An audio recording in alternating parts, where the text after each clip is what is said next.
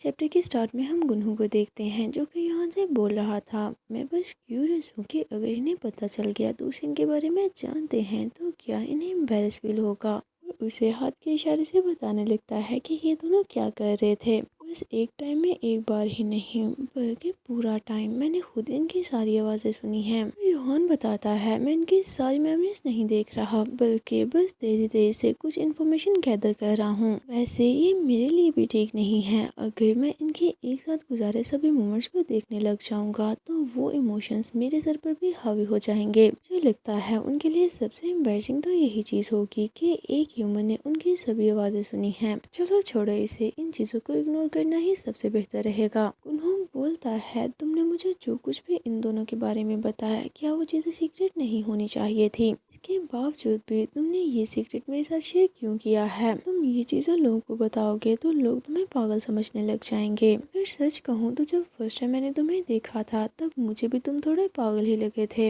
योहान बोलता है मैं ऐसे ही किसी के साथ भी शेयर नहीं करता। मैंने तुम्हें इसीलिए बताया क्योंकि मुझे लगा तुम पहले ही इन सब चीज़ों में इन्वॉल्व हो चुके हो। उन्होंने बोलता है पता नहीं, लेकिन आज से पहले मैं किसी भी ऐसे पर्सन से नहीं मिला जो ह्यूमन ना हो। वैसे अगर मैं ठीक से सोचूं तो ये पर्सन मुझे कुछ जाना पहचाना लग रहा है। मैं फील कर पा रहा हूँ कि मैंने इसे कहीं तो देखा है।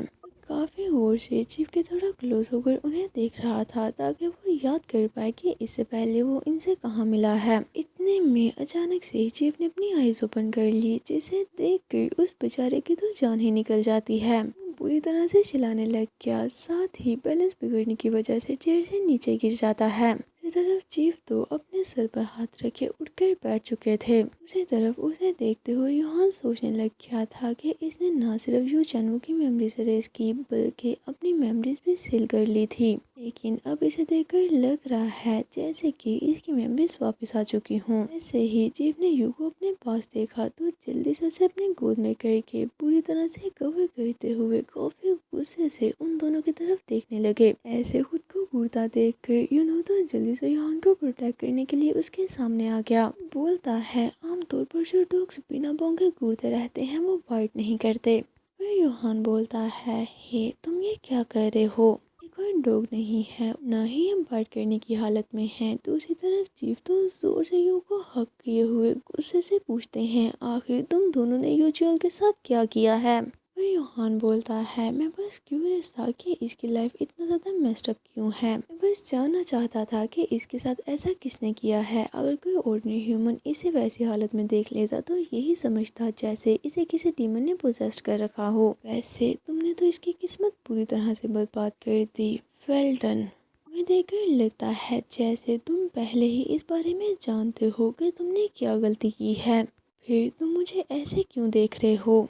पास ड्रैगन बनने का मौका था लेकिन फिर भी तुमने अपने लव को नहीं छोड़ा और देखो तुमने क्या मैस कर दिया है। इसके बावजूद भी उल्टा तुम मुझ पर ही गुस्सा हो। अगर मैं तुम्हारी जगह होता तो अपनी जुबान काट कर खुद से नफरत करते हुए ही मर जाता। मैं वो चीज़ मिली है जो कि दूसरों को इजीली नहीं मिलती, चाहे वो इस चीज़ को कितना ही डेस्परेटली क्यों ना चाहते हों। तुम्हारे पास इतनी हिम्मत थी कि तुम हजारों सालों तक एक गेम में बैठे टॉर्चर होते रहे। अगर वो सेकंड लाइफ में बैड लक के साथ पैदा हुआ और दोबारा से तुम्हारे सामने आ गया तो तुम्हें उसे मार कर हार्ट ले लेना चाहिए था।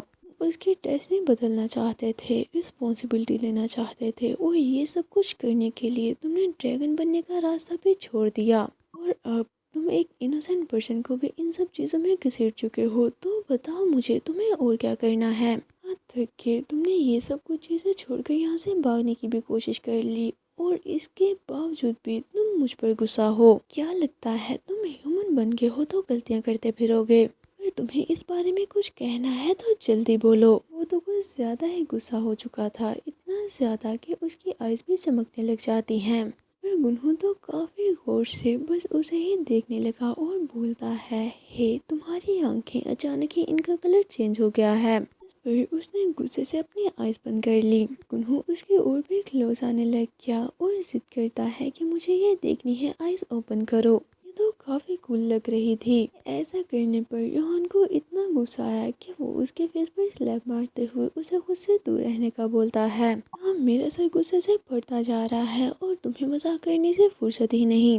सबक सिखाने के बाद अब वो चीफ के पास जाकर बोलता है, एनीवे मैं इसे उठाने जा रहा हूँ, ये यही बेटर रहेगा कि जो कुछ भी तुमने इसके साथ किया है जल्दी से घुटनों पर आकर इससे माफी की भीख मांगो। साथ ही अपनी पावर जोन करते हुए उसके सर पर टच करके उसे उठाने लगा, लेकिन कुछ भी नहीं होता। वो तो उसे उठा ही नहीं पा रहा था। वो घबराते हुए दोबारा से अपनी पूरे पावर का यूज करते हुए उसे उठाने का ट्राई करता है, लेकिन इस बार भी कुछ नहीं होता। इस पर वो खुद से उसके माइंड में एंटर कर गया ताकि वो उसे वहां से बाहर निकाल पाए। उसका माइंड कुछ ज़्यादा ही अनस्टेबल था, जहाँ पर रहने में उसे प्रॉब्लम हो रही थी, लेकिन फिर भी वो यूजुअल को ढूंढ ही लेता है और चिल्लाते हुए बोलता है, यूजुअल उठ जाओ, तुम्हें खुद को संभालना होगा। और साथ ही उसके पास जाने लगा, लेकिन कोई इनविजिबल बैरियर उसे वहां जाने से रोकने लग जाता है। उसने अपनी पूरी फोर्स लगाई, लेकिन फिर भी वो यूजुअल के पास नहीं पहुंच पाया। इतने में कोई चीज फोर्सफुली उसे यू के माइंड से बाहर निकाल देती है। बाहर आने के बाद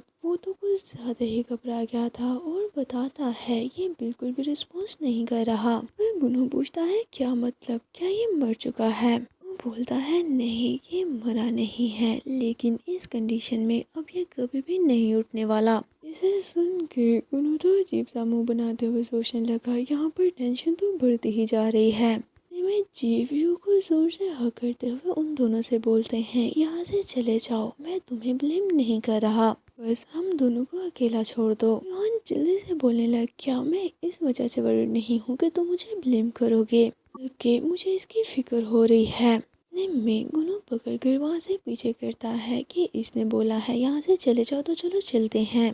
पर पहले तो वो गुस्से से कुछ सोचने लगा और फिर फाइनली वो भी वहाँ से जाने के लिए मान जाता है। जाने से पहले उसने एक बार मुड़कर चीफ की तरफ देखा, जो कि अभी भी अनकॉन्शियस यू को अपनी बाहों में पकड़े जोर से हक किए बैठे थे। चीफ की ऐसी कंडीशन देखकर वो भी साय करते हुए रूम से बाहर निकल गया।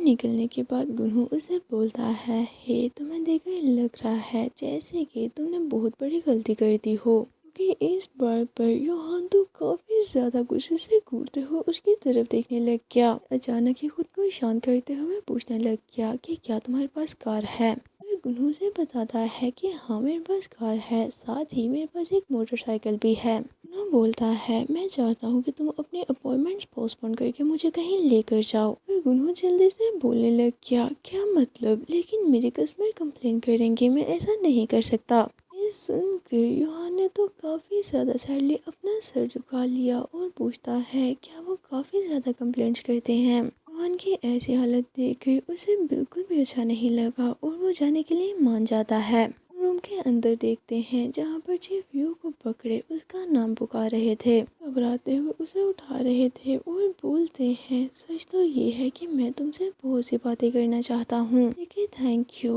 मुझे माफ़ कर दो, आई लव यू और भी बहुत कुछ, इसीलिए मैं चाहता हूँ तुम जल्दी से उठ जाओ। वो चाहते थे कि उनके लालची होने पर यू उन्हें ब्लेम करे। मैं किसी चीज़ की रिस्पॉन्सिबिलिटी नहीं ले पाता तो गलत चूज कर लेता हूँ, मुझे बस ग्रेटफुल होना चाहिए कि तुम जिंदा हो। ये सब सोचते हुए जैसे ही उन्होंने अपने फोरहेड को यू के फोरहेड से टच किया ताकि वो उसकी मेमोरीज चेक कर पाए, वो अचानक ही उन्हें फील होता है कि यू तो फोर्सफुली खुद को उठने से रोक रहा था।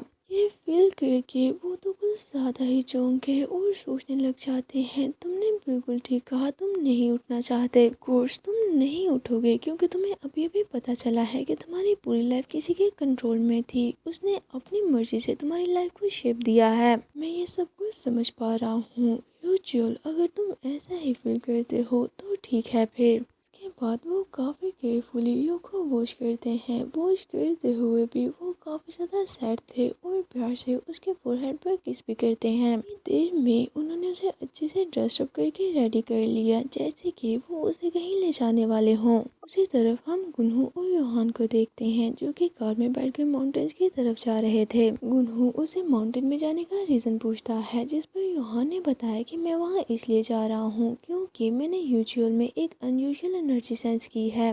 मेरी पास मेमोरीज के अकॉर्डिंग उस एनर्जी का सोर्स माउंटेन गोड है। जिस पर गुनहू सीरियसली सोचने लग गया, वाओ, अब हम माउंटेन गोड के पास जा रहे हैं। इसका मतलब तो यही हुआ कि मुझे जंगल में ले जाकर मेरे ऑर्गन्स नहीं निकालेगा। नहीं नहीं, ये ऐसा कर भी नहीं पाएगा। ये मुझसे छोटा जो है, मैं इजीली इसे हैंडल कर लूंगा। इसके लिए तो मेरी एक ही राउंड की काफ़ी होगी। अगर मैंने इसकी नींव पर एक किक मार दी तो शायद इसे दोबारा उठने में पूरे 5 मिनट लग जाए। साथ ही वो इस चीज़ को इमेजिन भी करने लग गया था कि कैसे गुनू उसके पास उसे खाने के लिए आएगा, लेकिन वो उसे इजीली हैंडल कर सकता है बिना किसी एफर्ट के। मैं योहान उसे देखकर पूछता है कि तुम क्या सोच रहे हो।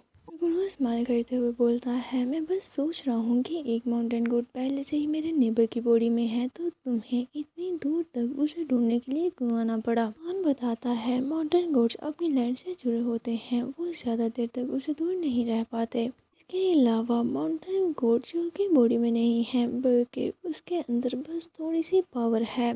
ऐसा करना थोड़ा रिस्की हो सकता है, लेकिन इसे देखकर मुझे फील हो रहा है जैसे कि वो यूजुअल की हेल्प करना चाहता हो। हमने उसकी फिजिकल फॉर्म ढूंढ ली तो शायद वो किसी न किसी तरह हमारी हेल्प कर ही देगा। बाद हम उन दोनों को माउंटेन्स में देखते हैं जहाँ हर तरफ सूखा पड़ा था। उस माउंटेन की हालत काफ़ी ख़राब थी। ब्यूटीफुल माउंटेन यूजुअल की मेमोरी में था, ये माउंटेन उसके मुकाबले में बिल्कुल ही खंडर हो चुका है। वो दोनों माउंटेन गोट को ढूंढ रहे थे जहाँ पर गुनहू बोलता है, तुमने बोला था कि हमें पानी को फॉलो करना है और अगर मुझे कोई सस्पिशियस रॉक नजर आए तो तुम्हें बताऊं। हान कहता है, हाँ मैंने ऐसा बोला था, और साथ ही कुछ सोचने लग गया। सुनकर गुनहू तो फ्रस्ट्रेशन के मारे चिल्लाने लग गया कि आखिर तुम क्या चाहते हो कि मैं पूरे माउंटेन में जगह जगह ढूंढता फिरूं।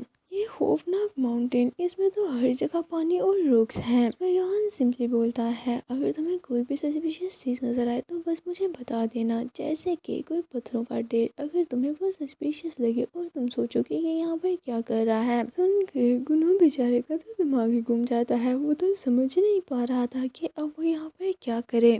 बोलता है, चलो ठीक है, लेकिन ये याद रखना कि मैं तुम पर ये भी फेवर कर रहा हूँ। फिर वो माउंटेन को सर्च करने लगे। वो हर रोज ही माउंटेन गोड को ढूंढने आते। ऐसा करते हुए उन्हें 2 दिन बीत चुके थे। फ्रस्ट्रेशन के मारे बोलता है, हर दफा जब भी मुझे लगता है कि मैंने माउंटेन गोड को ढूंढ लिया, उसे देखकर ये बोल देता है कि ये माउंटेन गोड नहीं है। माउंटेन्स बिल्कुल भी अच्छे नहीं लगते, और फिर दोबारा से माउंटेन में ढूंढने लग गया। उसे वहाँ ढूंढते ढूंढते अंधेरा हो गया था, जिस पर वो वापस जाने का ट्राई करता है, लेकिन उसके आसपास योहान नहीं था। इस पर उसे तो समझ ही नहीं लगती कि आखिर वो कहाँ चला गया, और चलाते हुए उसे बुलाने लग जाता है कि हे लिटिल गाय, तुम कहाँ हो। तुम्हें मेरी आवाज़ आ रही है, लेकिन हर तरफ बस सन्नाटा ही था और काफ़ी ज़्यादा अंधेरा। उसे नोटिस करके वो बेचारा तो डर के मारे वहीं पर फ्रीज हो जाता है। अचानक से ही उसे काफ़ी ज़्यादा ठंड लगने लग गई, लेकिन अभी भी वो बस योहान का ही सोच रहा था कि अगर वो यहाँ पर खो गया है तो मैं उसे ऐसे अकेला छोड़कर नहीं जा सकता। इतने में उसे कोई आवाज़ सुनाई दी जो उसे अपनी तरफ बुला रही थी। उसे सुन के वो तो काफ़ी ज़्यादा डर जाता है। फिर वो इधर उधर देखने लग गया। अंधेरे की वजह से उसे कुछ भी नज़र नहीं आ रहा था। वो समझ नहीं पाता कि उस आवाज़ ने उसे किस तरफ आने का बोला है। पर वो आवाज़ उसे गाइड करने लग जाती है और बताती है कि तुम्हें किस डायरेक्शन में आना है। मैं यहीं पर हूँ, मेरे पास आओ। जिस पर वो भी उसे फॉलो करने लग गया। वो उस जगह पर पहुँचा तो वहाँ पर कोई भी नहीं था, जिसे देखकर वो बोलता है, क्या तुम मेरे साथ प्रैंक कर रहे हो। उसे लगा था कि शायद योहान ने उसे यहाँ पर बुलाया है। उसे बस वहाँ अपने सामने एक छोटा सा माउंटेन के अंदर से निकलता हुआ फाउंटेन नजर आता है, जिसके बीचों बीच कुछ पत्थर पड़े हुए थे। देख कर वो भी समझ गया कि डेफिनेटली वो आवाज़ इसी के अंदर से आ रही थी। इतने में पीछे से उसे ढूंढता हुआ योहान भी आ जाता है और उस पर चलाने लग गया कि आखिर तुम जंगल में ऐसे अकेले क्यों फिर रहे हो। यहाँ तक कि तुम्हें अंधेरे में ठीक से नजर भी नहीं आ रहा तो तुम वहीं पर क्यों नहीं रहे। इसे सुनकर गुनू भी उस पर गुस्सा करने लग गया कि मैं तुम्हारी वॉइस को सुनता हुआ ही यहाँ पर आया हूँ, उल्टा तुम मुझ पर चिल्ला क्यों रहे हो। तुमने ही तो मुझे यहाँ पर आने का बोला था। योहान गुस्से से बोलता है, आखिर मैंने तुम्हें ऐसा कब बोल दिया। लेकिन गुनहू तो अभी भी यही बोल रहा था कि तुमने मुझे बोला था और तुमने ही मुझे यहाँ पर बुलाया है। इतने में योहान की नज़र उसे माउंटेन से निकलने वाले पानी पर पड़ी, जिसे देख कर वो तो काफी ज्यादा चौंक जाता है। गुनहू उसे इतना शॉकिंग देखकर पूछता है, तुम्हें क्या हुआ। हान उस पत्ते को टच करते हुए बोलता है, वो यहीं पर है इसके अंदर। उन्होंने भी उन स्टोन्स को चेक करने लग गया कि सच में इन्हें देखकर तो कोई भी सोचने लग जाए कि आखिर ये स्टोन्स यहाँ ऐसे क्यों पड़े हैं। ना मैंने सोचा था, ये चीज़ तो उसे कहीं ज़्यादा अजीब है। बोलता है यह चीज़ उसे सेफ लगती है। लगता है माउंटेन गोड खुद को छुपाने का ट्राई कर रहा था, लेकिन तुमने किसी तरह उसे ढूंढ ही लिया। ये सुन के उसे तो बिलीव ही नहीं होता कि क्या सच में ये मैंने ही किया है। पूछता है कि ये सुराख काफी छोटा लग रहा है, क्या हम इसमें से गुजरकर उसे पकड़ भी पाएंगे। मान बोलता है, बेवकूफ कहीं के, तुम्हारे ऐसा करने से तुम्हें पनिश भी किया जा सकता है। और कुछ सोचते हुए कहता है, चलो ठीक है, लेकिन चाहे जो भी हो जाए तुम पीछे मुड़कर बिल्कुल भी मत देखना। अगर तुमने ऐसा किया तो मैं तुम्हें एक डॉग बना दूंगा। उनको डराने के बाद वो अपनी एनिमल फॉर्म में चेंज होकर उस केव के अंदर चला गया। वो अपना फेस उस तरफ की पूछता है, क्या तुम्हारा काम हो गया। लेकिन जब उसे कोई आवाज़ नहीं आती तो वो मुड़कर उसकी तरफ देखने लग गया। वहाँ पर कोई भी नहीं था, जिस पर वो बोलता है, आई गेस सच में वो ह्यूमन नहीं है। चाहे जो भी हो, क्या सच में मुझे यहाँ पर अकेले खड़े होकर चुपचाप उसका वेट करना होगा। यहाँ पर बहुत ठंड है और मुझे डर भी लग रहा है। फिर हम केव के अंदर का सीन देखते हैं, जहाँ पर एंटर होने के बाद योहान दोबारा से अपनी ह्यूमन फॉर्म में आ गया था। उस केव में माउंटेन गोड को ढूंढते हुए सोचता है, सच में इस जगह की हालत तो कुछ ज्यादा ही भयानक लग रही है और उसकी एनर्जी भी वीक लग रही है। लेकिन क्यों। इतने में फाइनली उसे माउंटेन गोड नजर आ ही जाता है, जो कि एक स्टोन के ऊपर बैठा रेस्ट कर रहा था। देखने में वो कुछ ज्यादा ही ओल्ड लग रहा है। उसकी पावर भी पहले से काफी ज्यादा कम हो चुकी थी। माउंटेन गोड उसके उठाने पर बोलता है, आखिर तुम मेरे जैसे किसी ओल्ड को उठाकर किसी लड़के की हेल्प करने की रिक्वेस्ट कैसे कर सकते हो। मैं तो तुम्हें जानता भी नहीं। मैं तो बिल्कुल भी मैनर्स नहीं है। कितने शेमलेस हो। पर योहान अपनी पावर जोन करते हुए बोलता है, वो मैं नहीं हूँ जिसे तुम्हारी हेल्प चाहिए। क्या तुम्हें वो इमोगी और ह्यूमन चाइल्ड याद है जो कि तुम्हारे माउंटेन की केव में रहा करते थे। पर माउंटेन गोड को सोचते हुए बोलता है, क्या तुम उस बेवकूफ स्नेक की बात कर रहे हो। हान बोलता है, उन्हें तुम्हारी हेल्प चाहिए। वो ह्यूमन अपने सबकॉन्शियस से उठ नहीं पा रहा। माउंटेन गोड बोलता है, फिर तो तुम्हें उसे डॉक्टर के पास लेकर जाना चाहिए। उसका इतना केयरलेस आंसर सुनकर योहान तो गुस्से से चिल्लाने लग गया, ये तुम अच्छे से जानते हो ऐसा करने से कुछ भी नहीं होने वाला। माउंटेन गोड बोलता है, मुझ पर चिल्लाना बंद करो, तुम छोटे शैतान कहीं के। इतने में ही उसे कुछ होने लग गया। उसकी हालत ठीक नहीं थी। वो उसको संभालते हुए उसे बताता है, उसे वो स्नेक उस बच्चे को यहाँ से लेकर गया है, तब से ही मैं यहाँ पर अंधेरे में हूँ। अगर तुम मुझसे क्या चाहते हो, उस क्रिएचर ने मेरा माउंटेन छोड़ दिया है और मेरा अब उससे कोई लेना देना नहीं। हान बोलता है, मुझसे झूठ मत बोलो, मैं जानता हूँ कि तुम्हें उस बच्चे की कितनी परवाह है। मैंने यूजुअल की मेमोरीज देखी हैं और मैं सेंस कर पा रहा था कि तुम उसके लिए कितना वरीड थे। ये सुनकर माउंटेन गोड तो पूरी सिचुएशन समझ गया और बोलता है, तो तुम्हारी वजह से वो नहीं उठ पा रहा। आखिर तुम उस ह्यूमन माइंड में कितनी देर तक घूमते रहे हो। तुम्हें क्या लगता है कि उसका माइंड तुम्हारा कोई बेडरूम था। ह्यूमंस हमारे जैसे सिंपल नहीं होते। यही वजह है कि मैं लोगों को पसंद नहीं करता। इस तरह गुस्सा करने की वजह से वो तो दोबारा उस स्टोन पर गिर जाता है और पूरी तरह कफ करने लग गया। इसे देख के योहान घबराते हुए पूछता है कि क्या तुम ठीक हो। फिर हम योहान को उसके सामने बैठा देखते हैं, जहाँ पर माउंटेन गोड उससे पूछ रहा था कि मुझे पूरी बात डिटेल से बताओ, तुमने कितना देखा है और वहाँ पर क्या कुछ हुआ था। इस पर योहान ने भी उसे पूरी स्टोरी बता दी। स्टोरी सुनने के बाद माउंटेन गोड बोलता है, मैं समझ गया, लेकिन ये थोड़ा अजीब है। मुझे याद नहीं कि मैंने उस बॉय को अपनी पावर दी हो। अगर मैं ऐसा करता भी तब भी वो ह्यूमन इसे यूज़ ना कर पाता। मैंने तो बस थोड़ी सी पावर उस स्नेक को दी थी। ये सुनकर यहाँ तो पूरी तरह से चौंक गया कि क्या सच में तुमने अपनी पावर उस अमोगी को दे दी थी। माउंटेन गोड बोलता है, शायद उसने ये चीज़ तो नोटिस भी नहीं की होगी। उसके सोने के बाद मुझे एक अजीब सी लाइट नजर आई, जो कि बिल्ली से निकलकर आसमान की तरफ जा रही थी। मुझे उसका मतलब नहीं पता था कि आखिर वो क्या है, लेकिन मैं ये चीज़ सेंस कर पा रहा था कि वो दोनों दोबारा से नेचर के कानून को तोड़कर एक दूसरे से ज़रूर मिलेंगे। मुझे लगा कि ये चीज़ उस उमकी के लिए ठीक नहीं होगी, जिसने अपनी ट्रेनिंग भी पूरी नहीं की और ऐसे ही हज़ारों साल के में वेस्ट करने वाला था। इसीलिए मैंने अपनी पावर का कुछ हिस्सा उसे ब्लेसिंग के तौर पर दे दिया। लेकिन ये जानकर कि अब उनके साथ क्या हो रहा है मुझे बहुत बुरा लगा। ओह वो बेचारे। अगर तुम उन दोनों की हेल्प करना चाहते हो तो तुम्हें यहाँ पर अकेले आने की बजाय उन्हें भी अपने साथ लाना चाहिए था। योहान बोलता है, मैंने सोचा था कि अगर तुम मुझे सब कुछ बता दोगे कि क्या करना है तो मैं अकेले ही वापस जाकर उन्हें खुद से हैंडल कर लूँगा। क्या इसके अलावा कोई और रास्ता नहीं है? और साथ ही awkwardly सोचने लग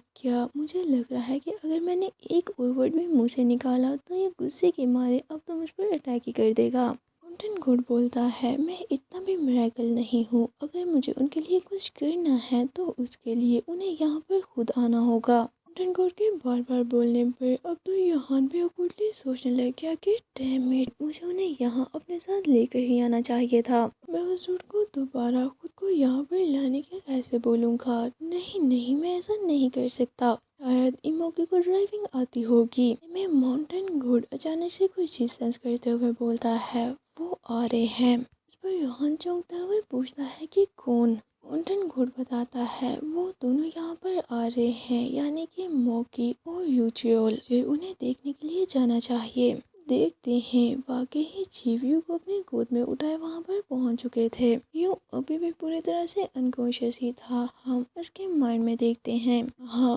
वो काफी ज्यादा सैड हुए बैठा सोच रहा था। जिसे मैं प्यार करता था वो इमोकी जो कि ह्यूमन नहीं है, उसने बस मुझे बचाने के लिए अपना ड्रैगन बनने का इकलौता चांस बर्बाद कर दिया और हमेशा के लिए भयानक पनिशमेंट बर्दाश्त की ताकि मुझे दूसरी लाइफ मिल सके। इसकी बॉडी तो सो चुकी थी लेकिन माइंड हजारों सालों तक जागते हुए ये सब कुछ बर्दाश्त करता रहा है। बिल्कुल अकेला एक ऐसी पेन बर्दाश्त करता रहा जो पेन किसी शार्प ब्लेड की तरह उसके फ्रोजन हार्ट को बार बार चीर देती।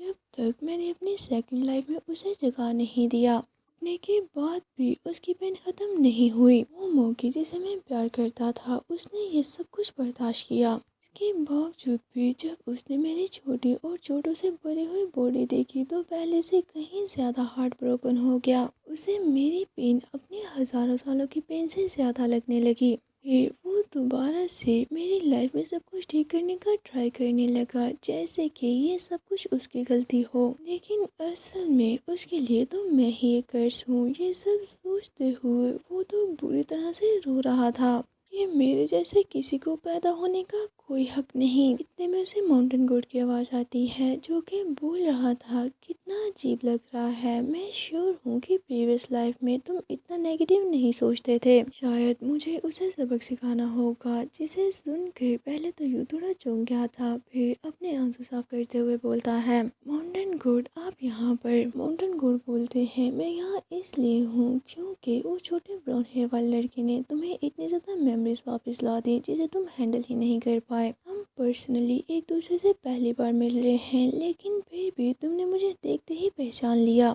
इसका मतलब तो यही है कि उसने ज़रूर ही कोई बड़ी गड़बड़ कर दी है। उसी को सबक सिखाने की बात कर रहा था। इसमें यूँ बोलता है, योहान तो बस मेरी हेल्प करने का ट्राई कर रहा था, सारी मेरी गलती है। अगर मैं उसे ऐसा करने का ना बोलता तो शायद वो ये बोल ही रहा था कि इतने में माउंटेन गोड उसके सर पर आकर बैठ जाते हैं। बोलते हैं, बस बहुत हुआ, तुम इस ओल्ड पर्सन के सामने खुद को इस तरह से बुरा भला नहीं बोल सकते जो कि यहाँ पर बस तुम्हारी हेल्प करने के लिए आया है। आखिर तुमने ऐसी चीजें सोचना कहाँ से सीखा है? ये सुन के यू को भी थोड़ा अच्छा लगा और पूछता है, लेकिन आप मेरी हेल्प क्यों कर रहे हो? माउंटेन गोड बोलते हैं, तुम अपनी प्रीवियस लाइफ में भी बहुत अच्छे बच्चे थे। जब तुम और तुम्हारी सिस्टर पिकनिक पर जाते तो मेरे लिए बहुत अच्छी अच्छी सफरिंग्स लेकर आया करते थे। उस फूड की एनर्जी लविंग होती थी। एनर्जी का सुनकर यू थोड़ा चौंक जाता है। माउंटेन गुड बताते हैं, हाँ अच्छी एनर्जी, सिर्फ अच्छा खाना पकाना ही काफ़ी नहीं था। हम किसी इवल पर्सन के हाथ का बना खाना नहीं खा सकते, चाहे उसकी कुकिंग स्किल कितनी ही अच्छी क्यों ना हो। मुझे तुम जैसे बच्चों की एनर्जी पसंद है। तुम्हें कोई आइडिया नहीं कि जब अमोकी ने तुम्हें चूज़ किया था तो उसके ऐसा करने पर मैं उस पर कितना गुस्सा हुआ। मैं श्योर था कि तुम अपने लव को हर्ट करने और उसे सफ़र करवाने के लिए कभी भी वापस नहीं आओगे। कुछ तो था जिसकी वजह से तुम दोनों दोबारा से एक साथ आ गए हो। वो चीज़ शुरुआत से ही नहीं होनी चाहिए थी। चलो अब इस बारे में पूरी बात सुनते हैं। वह यूँ पूछता है, लेकिन हम ये बात किससे पूछने वाले हैं? माउंटेन गोड बोलता है, तुम ही बताओगे। वो तुम ही हो जो कि उस स्नेक से दोबारा मिलना चाहता था। ये बोलते हुए उसने अपनी पावर ऑन कर ली। हम देखते हैं कि वो दोनों उसी रूम के डोर के बाहर खड़े थे जिस रूम में पास्ट लाइफ में यूं मरा था। यूं उस डोर को खोलने के लिए अपना हाथ बढ़ाता है, लेकिन ऐसा होने से पहले ही माउंटेन गोड को कुछ होने लग गया। वो अचानक से ही उसके माइंड से बाहर निकल जाते हैं। हम देखते हैं वो तो अभी भी उसी केव में ही थे। माउंटेन गोड के उड़ते ही वहाँ पर जोरदार आवाज आई, जिस पर यू चिल्लाते हुए पूछने लग गया कि आखिर यहाँ पर क्या हो रहा है। साथ ही माउंटेन गोड से पूछने लग गया, तुमने अभी अभी क्या किया? ऐसा लग रहा था कि जैसे तुम मर चुके हो। यूजुअल उड़ चुका है। माउंटेन गोड बोलते हैं, मैंने कुछ भी नहीं किया। लगता है कि स्नेक केव में पहुंच चुका है और अपनी पावर का यूज करते हुए वहां पर पानी का एक पूल बना रहा है। यहाँ तो काफी ज्यादा चौंकते हुए जल्दी से पूछने लग गया, क्या कहा? कहीं वो उसमें अपने लवर के साथ डूबकर मरने का प्लान तो नहीं कर रहा? वो केव कहाँ पर है? गॉड बोलते हैं, मुझे नहीं लगता कि ऐसी बात है। अगर उसे डूबकर मरना ही था तो वो किसी भी रैंडम वाटर या लेक को चूज कर सकता था। मैं ये ordinary वाटर नहीं लग रहा, इसमें किसी तरह की कोई मैजिकल एनर्जी है। खान बोलता है, अगर ऐसा नहीं तो फिर आखिर वो क्या करना चाह रहा है? दूसरी तरफ हम चीफ को देखते हैं जो कि यू को अपनी गोद में उठाए उस पानी के अंदर चले गए और अपने साथ साथ यू को भी पानी में डुबा देते हैं। सीन बिल्कुल ही चेंज हो जाता है। हम यू को सोता देखते हैं। वो इस टाइम बहुत ही ब्यूटीफुल रूम में था। जैसे ही वो उठा तो सोचने लग गया, आखिर मैं कहाँ पर हूँ?